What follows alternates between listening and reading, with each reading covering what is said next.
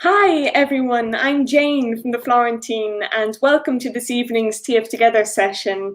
This evening we'll be featuring our very own Helen Farrell, the editor-in-chief of the Florentine, who'll be talking with Kamin Mohammadi, the writer, journalist, broadcaster and longtime friend of the Florentine. They'll be discussing the various challenges of running a magazine in 2020 and also what's coming next. So before I bring our guests onto the screen, I'd just like to let you know that you can find our full TF Together lineup at the link below. But the best way, of course, to ensure that you don't miss out on any of these talks is to subscribe to our YouTube channel, where you'll be able to see the replay of this talk, as well as all of our previous and upcoming talks. And with that, I will introduce you to Kamin and Helen, and over to you. Hi, thanks for that, Jane. Hi, Helen.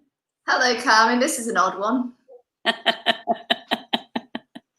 Well, because we live not that far away from each other. And here we are.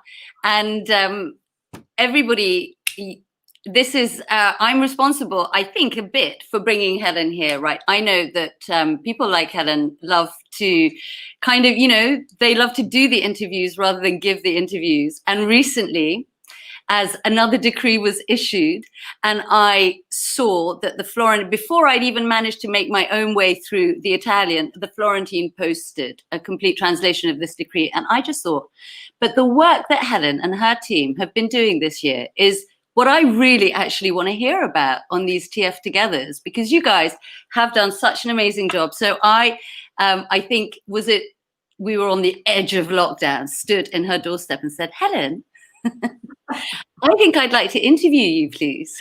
What do you think? It went something along those lines, given that Kamin and I both live in the same comune. We were orange at the time, and Kamin had been going to run an errand up, getting her residency. I don't know how to say that, but I'll give that away. So we were the residence of Ponte, not Florence, and Kamin dropped by and gave me some of her wonderful magic bar to calm me down, although this one and I said, Helen, why don't you should actually talk about what you do. And I was like, I'm not sure whether people will be interested in that, but anyway, so here I am, and I'm very pleased to be interviewed rather than being the one who is interviewing. It's an odd situation for me, but Kamin, feel free, fire away. Well, Helen, I'm so happy to have you in the chair, actually, because genuinely, first of all, I'm guessing that people who have tuned in here know about the Florentine and are, part of the community. But for those that don't, the Florentine is Florence's English language monthly magazine, and it does a brilliant job because it doesn't just keep us sort of informed and entertained. It also keeps people who love Florence connected with Florence. And that's another way I think that the Florentine has really helped people this year. So we were all here. Now, the Florentine, I have to say, has been a friend to me, all of these years that I've been here and I've been publishing books. They've always given me a platform and been really supportive and really headed up this kind of very tight, lovely international community that we have in Florence that feels very, just feels very warm. And again, that's another thing that I think that the Florentine really excelled at pulling together this year. With the pandemic, Helen, that's the first place I really want to go. We're down the line now, right? And it feels like it's been going on for a long time. But when it was all going off at the other end of the year here in Italy, we were the first. So when we had the first national lockdown on, I think, was it, the 10th of March? Mm-hmm. It was such an extraordinary moment. And I, again, was impressed and amazed because remember, everybody, this was before we all started doing Zoom events and Zoom everything. This was before any of us really knew the word Zoom, I think. And suddenly within days, the Florentine had invented TF Together. And I would really love to start talking about that, Helen, because I think that's where you guys have made such an enormous impact on everybody, Florentines, friends of people who love Florence. Tell us what brought that about, because that was really out of the box thinking to, put on these community events online. Yeah, no, it was, thank you as well, Kamin. It's very sweet of you to say everything that you're doing. I mean, the Florentine, I'll go back a step, was established in 2005 by an American woman and her husband who came over to Florence and wondered why she wanted to read about what was going on in the city in English, like you find newspapers in Paris and Berlin and other major European cities with big international communities. So the underlying ethos of the Florentine, the reason why it was established, was to act as a platform to give a voice to the international community, to reflect what's going on, use events, and to keep us very much together. So TF Together was born out of a suggestion that our head of digital, Alexandra Corey, she was like, people are starting to do things. It would be good if we actually invented a format where we could bring the community together online. And we originally started off very ambitiously thinking we'll do 1 session a day for the duration of lockdown. And obviously, we started off very well, very quickly, because there's so many people, who are doing interesting and incredible things. And then we sort of dialed it down a bit and tried to focus more on quality sessions, which is what we're doing now. We started very rapidly, very frequently. We dropped it off again in the summer when we could finally meet again in person. And now we're in another lockdown situation. We're dialing the sessions back up again, but we're also aiming to bring higher quality sessions as well. So prominent figures in the community across Florence. I can say now that on the 18th of December, the Mayor of Florence will be talking live. Amazing. But I mean, prominent figures, but very much about the community. So we've had all sorts of people coming on and talking about what they're doing. And I had 2 words in my mind in March and in April, and that was very much, it was about keeping people informed and entertained, as you said, Kamin. That's what we're continuing to try to do. Yeah, absolutely. And you know what, Helen? Of course, the events have changed a little bit, but when they started, it was really extraordinary because you did have events on nearly every day.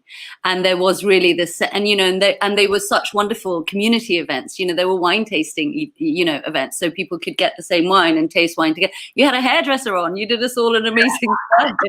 A hairdressing session. The timing was impeccable. And somebody said to me recently, in business, as in life, the things, the moments, the things that are most successful is about timing and serendipity. And I think, there's been not much serendipity this year, but in terms of timing, we've tried to be on it all the time, or as regularly as we can be. I'm very aware. I'm here and I'm loving having this conversation with you and with the community and our readers, wherever they are in the world. But I'm also looking, it's 5 p.m. and the president of the region of Tuscany is talking at the same time and telling us what's in the next audience for the city. So as soon as this session's over, I'll be back on that. And that's keeping people informed and quickly, but also at the right level of quality as well. Well, that's also been, the service, aside from this amazing thing that you gave, the space that you gave for the community and for people, so many people on their own through that first lockdown, to be able to, see people and interact and have fun and interesting things to do. But also, these decrees were flying out of Conte's office, every other day at like 11 o'clock at night.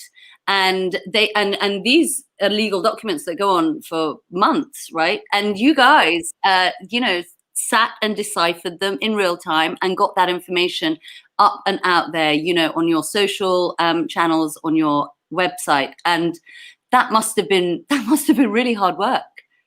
Yeah, I mean, it's hard work, but I think in moments like this, we're driven by a sense of responsibility. I mean, what's the point in having a magazine like ours that's grown so much over the years? I mean, I think 7 or 8 years ago, we had 15,000 followers on Facebook. Now we're 116,000 or something.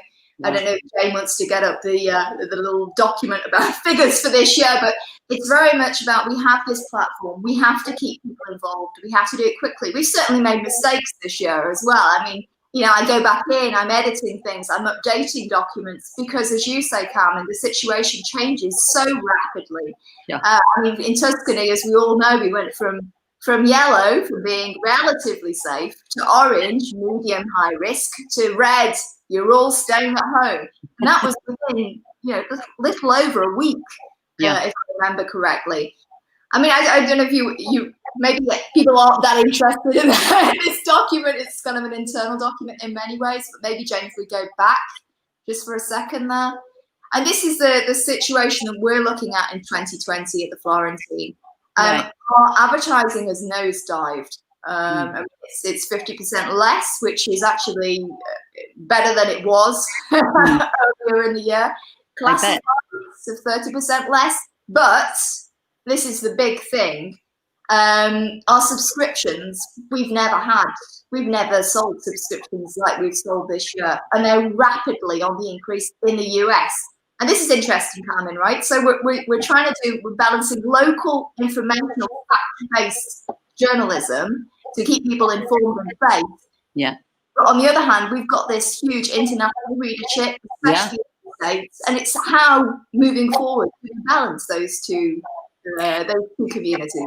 Well, this is a really interesting position that the Florentine occupies, because you do these two things. And again, during the pandemic, while you were, keeping us informed, because I would go to your posts when I needed to know what I was allowed to do, and also entertained, but also keeping the friends of Florence in touch with Florence, because, Florence is so special. So many people do love it and have a really special relationship with it that don't live here all the time.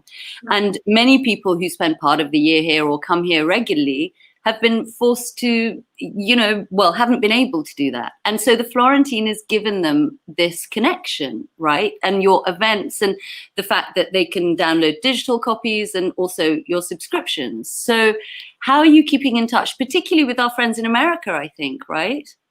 Yeah, I think we're very fortunate in many ways that, Florence is this love-marked city. People come here, they come back on a yearly basis. People come for family reunions. There's the study abroad community. There's the tourism. There's tourists who don't regard themselves as tourists. My mum in the UK says, I'm not a tourist, and she's not, because she knows the city intimately. My father's the same. They come over and they want to experience Tuscany on a deeper level, and that's what we see in this community all over the world. So what we're trying to do is create content that very much keeps these people connected. And Instagram is a wonderful tool for that. I mean, that's a tool where, a social media platform where we're seeing incredible engagement and growth all the time. So there's that. Facebook, is a wonderful way. That's our core social media platform in many ways. And then YouTube. This year we've seen this explosion on YouTube that we haven't seen before. I mean, over 600% of subscribers this year on YouTube is just phenomenal, and it's something that we're really pushing. But on the other hand, we're very aware that there's a certain amount of digital tiredness, weariness creeping in, so we're trying to offer this on many different levels. We're fortunate that we have the print magazine, and people can have it posted to them. Bit of a delay getting to the States, and forgive us for that. We've got books, the Healing Not Broken book that we published earlier in the year. Mary Gray's wonderful rental diaries. People know about renting in Florence and hearing Mary's voice, her voice on the rental scene in Florence, which has not changed since we published that book, of course. But there's all sorts of ways that we're staying connected with everything, with everyone. One other thing I'd like to mention is that we're seeing this outpouring of support from our readers in the States. The number of messages that we've had saying, like, keep it going, you're keeping us informed, you're keeping us connected. That's what drives you on as an editor, to having that sort of response. And people are even actually launched this To Florence with Love scheme, where our readers all over the world could donate money to the Florentine to buy advertising for the businesses that they love, so that they're supporting their businesses and supporting our magazine at the same time. What a great idea. Yeah, I mean, another wonderful thing as well, Carmen, and then I'll be quiet, is that somebody, one of our dearest readers, and I will name her because she's wonderful, Mary Jane Jacks. She the other day made a wonderful gesture of donation as a Christmas gift. She gave a donation to the Florentine as a Christmas gift for her friend, or other Florence lover. So it's that level of support that we're seeing, and it's just phenomenal. It's heartwarming. Yes, I mean it's an outpouring of love, really, for the city that we have seen, haven't we, since we've been in these strange times. Actually, I wanted to tell you, right at the beginning of the pandemic, one of my readers wrote to me and said that she'd been planning to come to Italy to learn Italian, and did I know anyone that could teach her? And I had just seen your digital edition, I think, of Healing Not Broken, so I referred her to that because there was an advert of a girl for teaching. She got it. She wrote to me the other day, the same lady, and she said 8 months ago, I got in touch with the girl. She's absolutely wonderful. We've been having Italian lessons. My Italian's really come along, and now I can't wait to come so that I can practice because I've got no one to, and that's because of the Florentine, Helen. Isn't that wonderful? But I mean, it's not just, I mean, I talk about the Florentine, obviously, because I'm its editor, but it's not just the Florentine. This is the point. It's very much the international community of Florence has really stood up and been resilient this year, and we need to continue being like this next year. Yeah. There's groups like Creative People in Florence who've created an app so that the artisans of Florence can sell their incredible wares all over the world to interested people. The British Institute, who've been holding these discussion groups about the future of Florence. There's so many people. Our advancing women artists who've been holding these restoration conversations, allowing us to go into a restoration studio in Florence, wherever we are in the world, through live video. So there's so many things. St. Mark's, that you're involved with, right, Carmen? I mean, they're incredible. Everybody stood up, and that's what's so wonderful about what's happened in terrible circumstances. That really has been the outstanding, well, I don't know, so many things to take away from this year, but that is one of the biggest things to take away from this year, has been that outpouring of community. And I really felt that in the first lockdown, this sense that I was kind of here at home, alone on my hill, but yet I felt more connected and within, as part of a community in Florence than ever, actually. And I do think that, the Florentine, the TF Together events, and all those other institutions and organizations you talked about, they all really helped to pull us together and give this space. Yes, the community felt really strong. And then there was this wonderful moment in the summer when we were allowed out, when we would meet each other, and we had met so far only. And there was this wonderful way that our community actually grew somehow during the lockdown too. Yeah, it's true. I mean, this is where we should have a moment of us, in our party gear, having a dinner outdoors, duly spaced and everything. But I don't think there is one. But this would have been a nice moment to show that.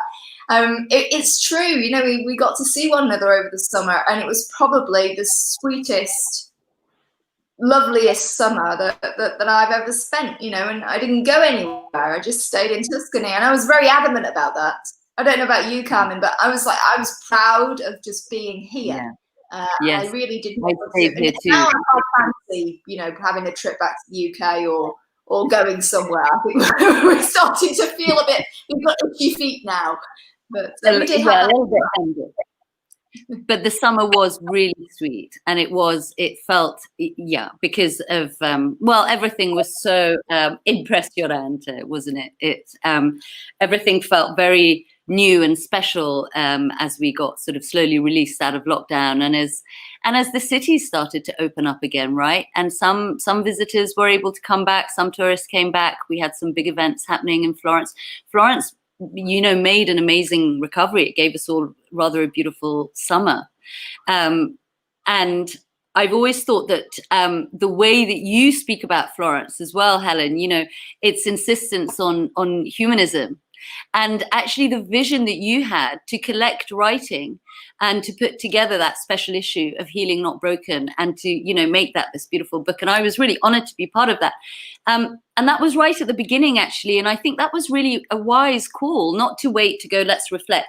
But actually, this is where we are right now. Whatever is going to happen next, this is a real moment that we need to mark as a community. Yeah, I mean, Healing Not Broken, the title was born out of, I'll be honest, it was very much an outpouring of grief in many ways when we were in lockdown, and personal reflection. And the title came from a newsletter that we put out. You know, we do them weekly or more regularly than that when we have news to put out. But Healing Not Broken came from the title of a newsletter. And the strategy, I think, was particularly interesting. I don't know if strategy may be too much of a big word for it, but I felt we needed the right to mark what was going on. We needed to bring voices together. And the decision was made just before Easter. And there again, timing, I think, was key. You know, we offered it as a free digital download.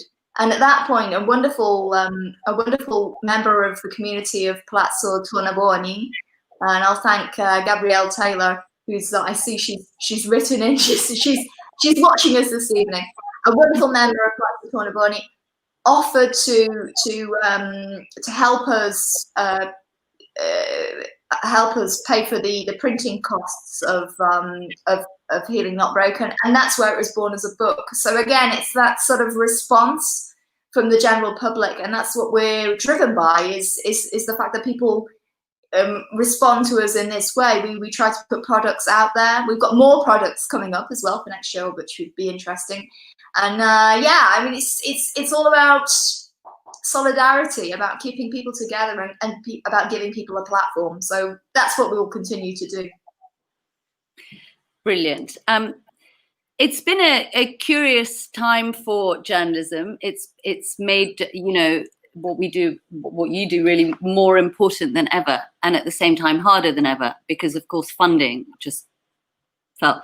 I wanted to ask, with the way, you know, that you guys with the Florentine and the response of the Florentine and how it's kept going, have you felt absolutely sort of vindicated in your belief in journalism, in information, you know, keeping us informed and entertained? Sometimes, you know, there's a lot of talk about print being dead and things not being relevant anymore, but this has really proven the point, hasn't it? Yeah, I mean, I think the news outlets that have benefited from this bizarre year are the ones that are authoritative, the ones that people turn to because they offer reliable information. Il Sole 24 Ore, Italy's equivalent of the Wall Street Journal or the Financial Times in the UK. I mean, they've really come into their own because they've offered data journalism like no other channel in this country. ANSA, Italy's press agency. These are the two sources of information that I primarily turn to for reliable takes on things. I mean, this is the thing.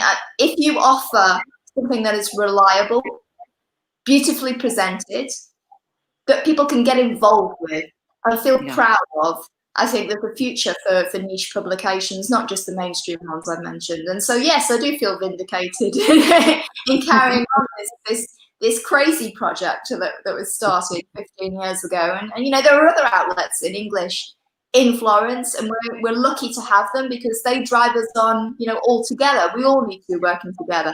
I mean, there's the blogging community of Girl in Florence who's doing an amazing job, and we very happily work, you know, alongside Georgia, alongside the other outlets. And this is the future for journalism, for the city of Florence, is going to be about community. It's going to be about working together and rebuilding. And that's what we want the Florentine to do. We want people to use the platform. We want to do crowd curation. You know, we'll always be editing behind the scenes and everything else, but that's what Instagram is doing as well, Kamin, is, you know, people are tagging us. I'm not in Florence. How weird is this? I'm editing a magazine and I'm not there.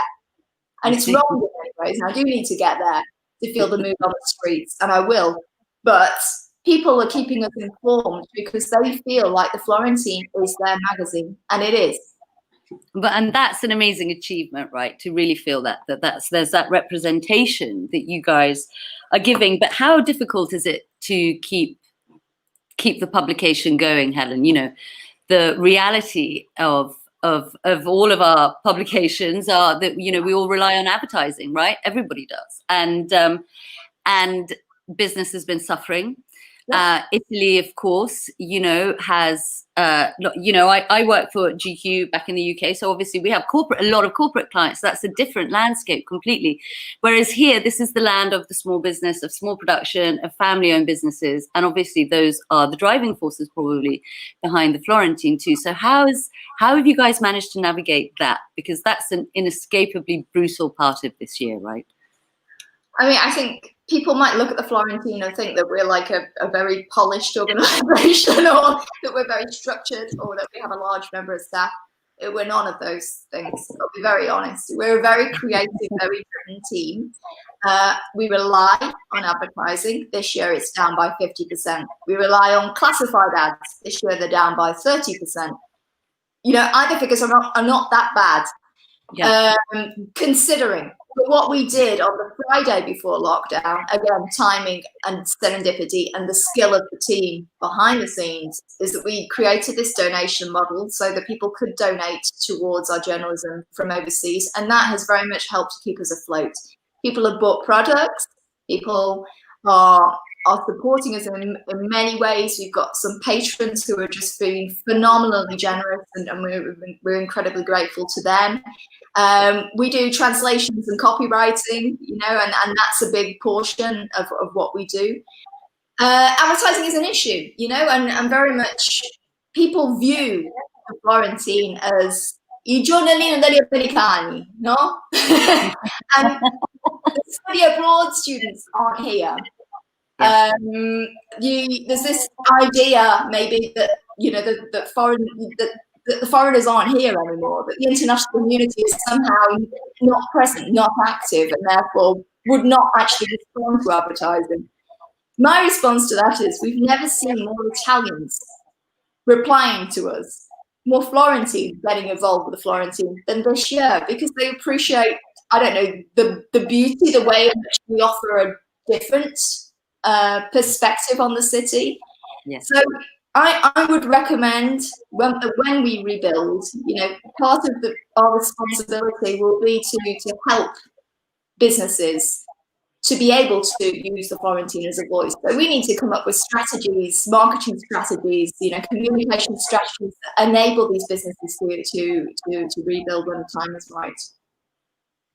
And how much, Helen, absolutely, and how much has, exactly as you say, the Florentine is meant to be for the, yes, a lot of the American students who, well, foreign students in general write down the numbers. So our kind of international community is much more essential, let's say, in the Italian sense, right? It's but it is still there. But how much is the Florentine really about actually tying the international and the local community together? Yeah, I mean, absolutely. I think after 15 years, it's kind of, we've got to a point where there is that sort of natural blending that's gone on. I mean, we're very lucky that institutionally, we very much try to work with. We try not to get the institutions to impact, you know, and influence our journalism, but in many ways we work with them. So, you know, we work with with Toscana Promozione Turistica to write amazing articles about things that you've never seen in Tuscany before. So encouraging people to go a little bit beyond the scenes. We work with the Comune, we try and work with everybody. We're very much blended. And I think we're very lucky in many ways that the Florentine is not alone. We have a communications agency, Flod, who work with us as well. And so we have their support in finding grants, you know, finding public funding where it's possible. And next year we're going to be working very much on the digital side of things, so improving our user experience, the mobile view from your mobile phones. We know it could be improved. Oh, who is it? Sorry. I bought one of these old phones the other day and I don't know how it works. I'm so sorry. They want you, Kamin. No, go away. I'm yours. I'm sorry. So there's all sorts of ways that, you know, I think we've learned a lot. The management is brilliant in being creative, and we're very flexible. You know, the fact that we're a small team, but we have this network and experience, and I think that helps us to navigate and be nimble. Yes, absolutely, and be able to kind of respond quickly and very creatively. You know, the Florentine, the organization, you know, you guys are extremely creative in the way that you view and go forward. So from that point of view, Helen, how do you see 2021 for Florence and for the Florentine and for all of us? Yeah, I mean, 2021, I mean, things are going to be difficult. Things are probably going to be more difficult than they were this year in many ways. Right now, confirmed advertising contracts are not good, you know. So we're going to have to get creative. And that means that we're going to be blending print and digital. So like I mentioned, we're going to be investing heavily, thanks to a grant in our website for the user experience. We really want to improve our shop. We know it's not as good as it could be. So we want to make buying easier, and we also want to make sure that the community can sell their wares through us. We have this platform. We want to be able to use it for everybody out there. We're exploring the possibility of launching an app, and I'd be very interested in what people think about that, and whether they think it's something that, you know, what would you like to see? Why would you download the Florentine app? Very interesting.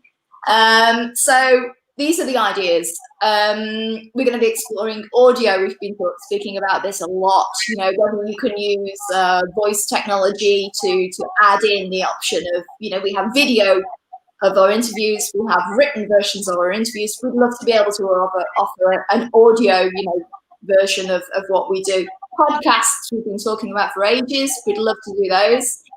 There's the newish social media platforms. TikTok is absolutely fascinating if you can find the right way to make it work for you. Le Monde is amazing how they use TikTok to give the news. Telegram the same, you know, we'd love to be able to give our news blasts through Telegram in the future, and we're working on that. The other thing that I would love to do is to bring things back to a community focus for our local reporting. So I'd love to hear from what you're up to. Please come to us. Don't always wait for us to come to you. You know, if you're doing something interesting, yes, we're a small team, but we want to hear from you. And sooner or later, we will endeavour to put your word out there. So please do, you know, write in with story ideas, with things that you're doing. That's what we want. And we're also going to be focusing our reporting on the Florence we don't know. So this is something that the British Institute has flagged up, and we're grateful to them that, you know, the manufacturing industry is actually worth more in Tuscany than the tourism industry. So we should be talking more about those industries. We should be talking about the incredible work being done by life sciences, by health, you know, the pharmaceutical companies in Tuscany, science, startups, sustainable sort of thing. So we're going to be aligning our reporting a little bit more with, you know, what we might be able to see from Florence in the future.